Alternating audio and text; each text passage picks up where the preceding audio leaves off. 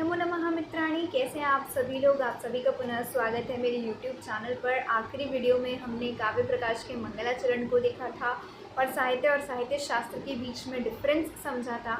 उसी सीरीज़ को कंटिन्यू करने के लिए मैं आज पुनः आप सभी के सामने उपस्थित हूँ और आज का हमारा विषय है काव्य के प्रयोजन आचार्य मम्मट के अनुसार, मतलब काव्य प्रकाश के अनुसार। तो चलिए वीडियो को शुरू करते हैं। Let's get started.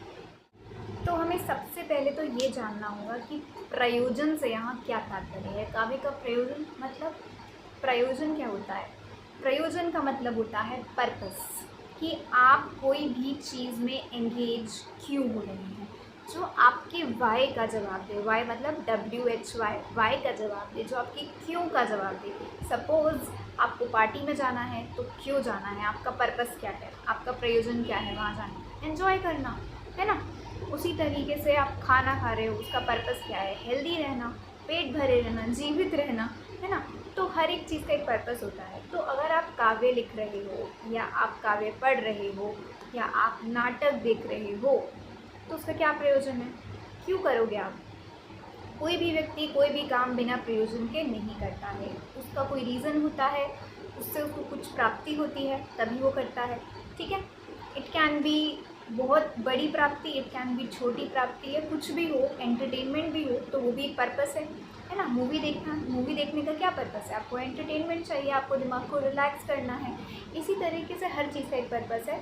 तो काव्य को लिखने का भी एक प्रयोजन है, एक पर्पस है। अब काव्य का प्रयोजन क्या है उसके बारे में जानेंगे। तो आचार्य मम्मट के अतिरिक्त बहुत सारे आचार्य आए, उन्होंने अलग अलग प्रयोजन बताए कि काव्य का प्रयोजन ये है, काव्य का प्रयोजन ये है। कोई पैसे कमाने के लिए काव्य लिखता है, कोई फेमस होने के लिए काव्य लिखता है, कोई फेम के लिए काव्य लिखता है, नेम के लिए काव्य लिखता है। जैसे कालिदास का कितना नाम और ख्याति है तो हम भी काव्य लिखेंगे, है ना। तो कोई राजा से धन प्राप्ति की इच्छा रखता है इसलिए काव्य लिखता है। कुछ लोगों को आनंद मिलता है, जो सहृदय जन है, जिनका आर्टिस्ट वाला हृदय होता है, उनको ये पोएट्री वगैरह लिख के बहुत आनंद मिलता है, तो उनका अपना प्रयोजन है। तो अलग अलग आचार्यों ने अलग अलग प्रयोजन दिए अपने अपने, कि ये प्रयोजन जो है वो काव्य के हो सकते हैं। ठीक है, इसी तरह आचार्य मम्मट भी काव्य के प्रयोजन बताते हैं। उन्होंने भी कुछ काव्य के प्रयोजन बताए हैं, ख्याल से 4-5 प्रयोजन बताए हैं उन्होंने। तो आइए देखते हैं आचार्य मम्मट ने क्या लिखा है। आचार्य मम्मट लिखते हैं, काव्यम यशसे अर्थकृते व्यवहार विदेश वेतरक्षये सद्यः पर निर्वृत्तये कांता सम्मिततयोपदेश युजे। तो यहाँ कितने प्रयोजन हो गए। आचार्य मम्मट ने यहाँ पर 6 प्रयोजन दिए हैं। ठीक है, तो पहला है, आचार्य मम्मट कहते हैं काव्यम यशसे अर्थकृते, मतलब यश के लिए भी लिखते हैं काव्य।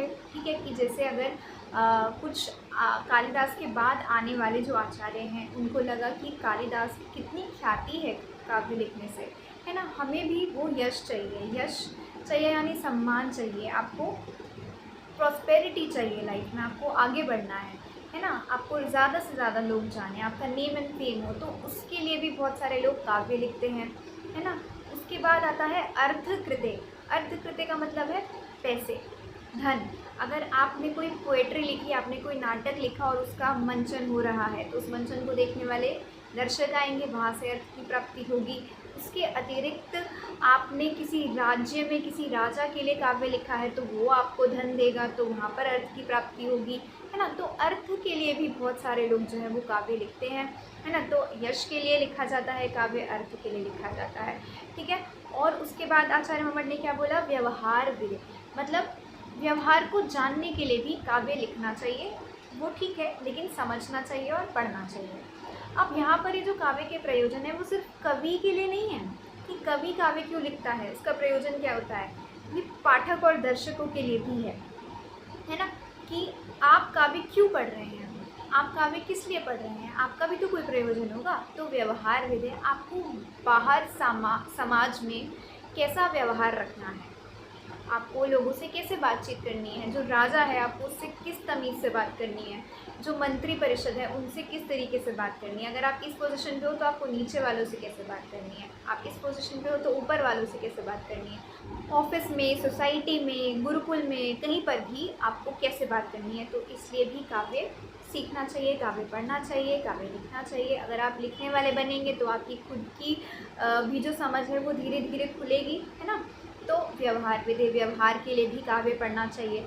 अगला टर्म है शिवेतर क्षतये, ठीक है। मतलब शिव का यहाँ पे क्या तात्पर्य है, शिव का मतलब है कल्याण, ठीक है। कल्याण मतलब आपका वेल बीइंग होना, है ना, आपका अच्छा होना, सब कुछ आपकी लाइफ में अच्छा अच्छा हो रहा है। शिव एतर का क्या मतलब है, शिव से जो कुछ भी भिन्न है, यानी आपकी लाइफ में जो भी फेवरेबल हो रहा है, जो भी कल्याणकारी हो रहा है, उससे इतर, उससे भिन्न जो कुछ भी अनिष्ट है उसके निवारण के लिए भी काव्य लिखना चाहिए या पढ़ना चाहिए। अब इसका यहाँ पे क्या तात्पर्य है, इसका यहाँ पे ये तात्पर्य है कि जैसे हमें एक उदाहरण मिलता है कि एक कवि रहे हैं, आई गेस मयूर भट्ट नाम है उनका, मयूर समथिंग है, मयूर भट्ट है शायद। तो उन्होंने सूर्य शतक लिखा है, ठीक है। ऐसा माना जाता है कि वो किसी बीमारी से ग्रस्त थे और आरोग्यता के लिए सूर्य की पूजा की जाती है ना। तो उसके लिए उन्होंने भगवान सूर्य के ऊपर 100 पद्य लिखे उनकी स्तुति में, जिससे उनकी जो बीमारी थी वो हट गई या कम हो गई या चली गई, ठीक है। तो अपने अनिष्ट के निवारण के लिए उन्होंने काव्य लिखा। ये तो हो गई कवि की बात। अब अगर हम बात करें पाठकों की, तो आपने देखा होगा कि हम लोग जब स्तुति पढ़ते हैं ईश्वर की, तो हम इसी आशा से पढ़ते हैं कि हमारे जीवन में जो भी समस्याएं हैं वो हट जाएं, वो चली जाएं, है ना। हम दुर्गा स्तुति पढ़े, सप्तशती पढ़े, स्तोत्र पढ़े, कुछ भी पढ़े, तो हम इसलिए पढ़ते हैं कि हमारी लाइफ से जो प्रॉब्लम्स है वो चली जाए, है ना। तो अनिष्ट को हटाने के लिए, ठीक है, जो भी हम नहीं चाहते हमारी लाइफ में आए, अनफेवरेबल कंडीशंस वो ना आए, उसके लिए भी काव्य पढ़ना चाहिए, ठीक है। अगला प्रयोजन आचार्य मोहम्मद देते हैं सद्यः पर निर्वृत्तये, ठीक है, सद्यः पर निर्वृत्तये, ठीक है। इसका क्या तात्पर्य है यहाँ पे, इसका यहाँ पर ये तात्पर्य है कि आपको परम आनंद की प्राप्ति होती है काव्य लिख के और काव्य पढ़ के। जो कवि सहृदय होते हैं, रसिक होते हैं, उनको पोएट्री लिखना, शायरी लिखना, अपनी फीलिंग्स को आपको बाहर निकालना है, उनको एक शेप देना है, सुंदर शब्दावली में पिरोना, इससे उनको आनंद की प्राप्ति होती है और वो आनंद कहीं और प्राप्त नहीं होता। इस तरह पेंटर्स के साथ भी होता है कि वो जो फील कर रहे हैं या वो जो सोच रहे हैं उसको सामने चित्र में उतार देना, कि जो सिर्फ यहाँ एग्जिस्ट कर रहा था अब वो सामने है, ठीक है। तो इस तरह के जो सहृदय जन होते हैं उनको आनंद का आस्वादन होता है जब वो काव्य लिखते हैं। और इसी तरह जो श्रोताजन है, जो पाठक है, जो दर्शक है, जब वो नाटक देखते हैं, पढ़ते हैं, सुनते हैं, तो उनका क्या होता है, उनको भी आनंद की प्राप्ति होती है। इस बारे में हम पिछले वीडियो में डिस्कस कर चुके हैं कि अगर आप करुण रस भी अगर देख रहे हैं और आपको रोना आ रहा है, तो वो रोना दुखी वाला रोना नहीं है, वो आनंद आ रहा है आपको उस काव्य को पढ़ते हुए, है ना। हमने ये कॉन्टेक्स्ट पहले पढ़ा है, ठीक है। तो वहाँ पर आपको काव्य पढ़ते हुए परम आनंद की प्राप्ति होती है। लौकिक आनंद से आप ऊपर उठ के अलौकिक आनंद में चले जाते हैं। तो सद्य परिनिवृत्त, इसके ये भी एक काव्य का प्रयोजन है। इसके लिए भी काव्य जो है वो पढ़ते हैं, लिखते हैं, सुनते हैं, ठीक है। अगला जो प्रयोजन है वो थोड़ा इंटरेस्टिंग है और वो है कांता सम्मित तयोपदेश युजे। कांता सम्मित तयोपदेश, ये वर्ड बहुत इंटरेस्टिंग है। अब जैसे बहुत सारे काव्य के प्रयोजनों में से सबसे ज़्यादा मुख्य प्रयोजन होता है कि काव्य आपको सिखाता क्या है ना। आप जो भी मूवी देखते हो, आप उस कैरेक्टर की तरह बनना चाहते हो, विलेन की तरह नहीं बनना चाहते, है ना। इसी तरह उस समय पे एंटरटेनमेंट का जो सोर्स था वो काव्य था, और काव्य का भी एक ये प्रयोजन होता था कि वो अच्छा मैसेज जो है वो सोसाइटी में पहुंचाए। अगर वो बुरे मैसेजेस सोसाइटी में लेकर आएगा, समाज में लेकर आएगा, तो बहुत सारे लोग उसको स्वीकार नहीं करेंगे। और क्योंकि उसे कवि जन लिखते थे जो कि यूजुअली नॉलेजेबल पीपल होते थे, उनको अच्छा खासा ज्ञान होता था, है है ना, वो सब कुछ जानते थे, एजुकेटेड लोग होते थे, तो वो कुछ भी लिखेंगे तो समाज पे उसका इम्प्रेशन पड़ेगा एंड उनको पता है कि उनको सही लिखना है और इससे सही उपदेश जाना चाहिए। ठीक है, तो काव्य का एक मुख्य प्रयोजन ये भी है कि जो भी वो उपदेश करे वो अच्छा करे।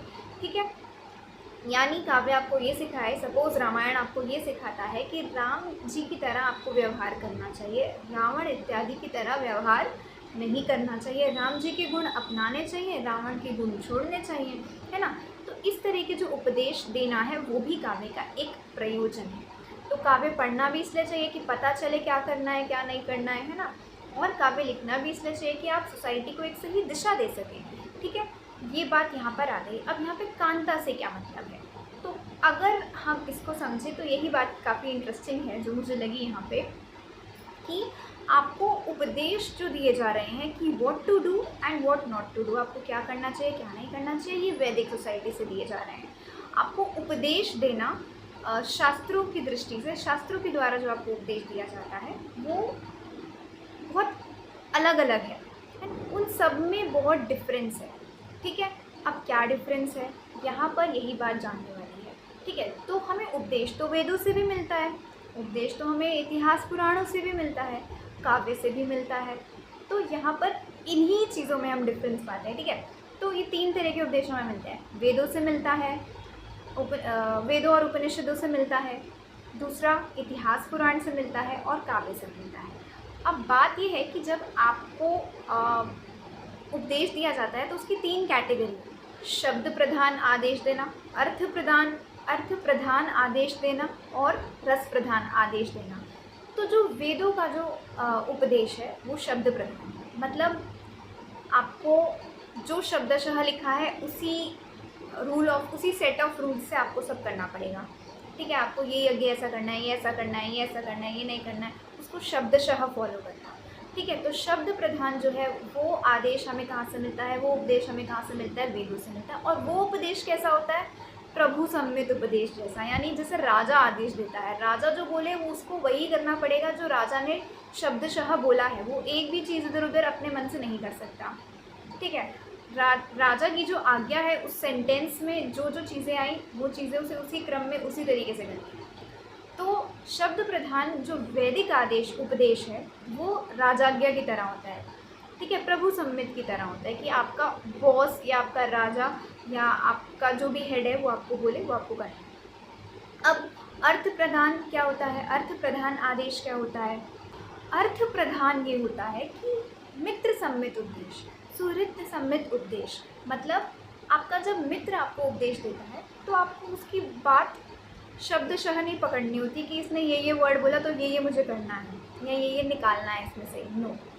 वो कैसा होता है, इतिहास और पुराण जैसा होता है कि इतिहास में जो भी हम चीज़ें पढ़ते हैं वो पूरी स्टोरी हमें अपनी लाइफ में रिपीट नहीं करनी, उसमें से अर्थ निकालना है कि ये समझ में आ गया जो इस राजा ने गलती की वो हमें नहीं करनी, जो इस इंसान ने गलती की इतिहास में वो हमें नहीं करनी, या हमें उस इंसान की तरह बनना है जिसने अपने लाइफ में ये रूल्स अपनाए, है ना।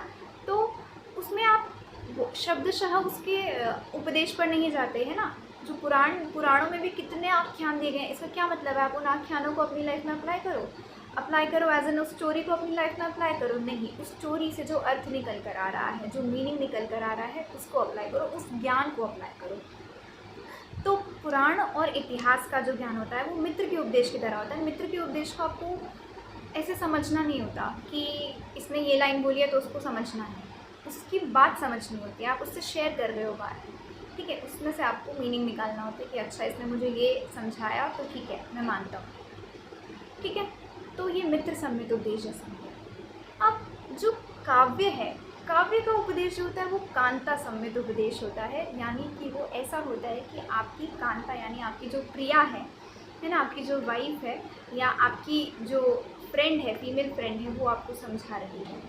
ठीक है, वो उपदेश मीठा लगता है, इसलिए काव्य जो है वो कांता सम्मित उपदेश है। इसको हम इस तरीके से समझ सकते हैं कि जो प्रिया है, आपकी जो कांता है, जो वाइफ है, वो अगर उसको आपको कुछ उपदेश करना हो या उसको आपको किसी कार्य में प्रवृत्त करना हो तो वो यथा सामर्थ्य अलग अलग तरीक़ों से आपसे वो कार्य करवा लेती है ना। मतलब ये उस सोसाइटी की बात हो रही है जहाँ पे मम्मट लिख रहे हैं। तो इसको आज की सोसाइटी में भी अप्लाई किया जा सकता है वैसे तो। तो जो आपकी वाइफ़ है या जो भी आपकी प्रेयसी है वो आपसे मीठे स्वरों से या यथा सामर्थ्य जो भी उसका है सामर्थ्य उस तरीके से आपसे काम करवा लेती है, आपको उपदेश दे देती है कि आपको क्या करना चाहिए क्या नहीं करना चाहिए, तो वो मीठा लगता है, उसे मानने में हिचक भी नहीं होती है, आप आसानी से मान भी लेते हो, आप खुशी खुशी सुन लेते हो कि इसने बोला है तो करना ही है ना। तो उस तरह का जो उपदेश है वो रस प्रधान होता है, वहाँ पे रस रहता है, उसमें आनंद मिलता है उसको उस उपदेश को मानने में। तो काव्य का जो उपदेश है वो कांता सम्मित उपदेश है। और अगर आपको ये इस तरह की चीज़ें जो क्या करना चाहिए क्या नहीं करना चाहिए, राम आदि की तरह व्यवहार करना चाहिए, रावण आदि की तरह व्यवहार नहीं करना चाहिए, ये सारे उपदेश किसी ऐसे सोर्स से मिले जहाँ पे रस हो, है ना, रस प्रधान हो, तो वो काव्य है। तो वही यहाँ पर मेंशन किया आचार्य मम्मट ने कि कांता सम्मित दयो उपदेश युजे। तो इस तरीके से हमने जाना कि काव्य का प्रयोजन क्या है और आचार्य मम्मट ने 6 काव्य के प्रयोजन दिए हैं यहाँ पर। मैं आशा करती हूँ आपको समझ में आया होगा कि काव्य के प्रयोजन क्या है आचार्य मम्मट और काव्य प्रकाश के अनुसार। आपको ये व्याख्यान कैसा लगा, आपको ये वीडियो कैसा लगा, प्लीज़ कमेंट करके ज़रूर बताइएगा। उसी से मुझे थोड़ा सा उत्साह मिलता है कि मैं वीडियो बनाऊँ। और आप सभी ने मुझे यहाँ तक सुना, प्रेम पूर्वक सुना, आप सभी का बहुत बहुत धन्यवाद। पुनः मिलेंगे अगले वीडियो में होपफुली, तब तक के लिए नमो नमः।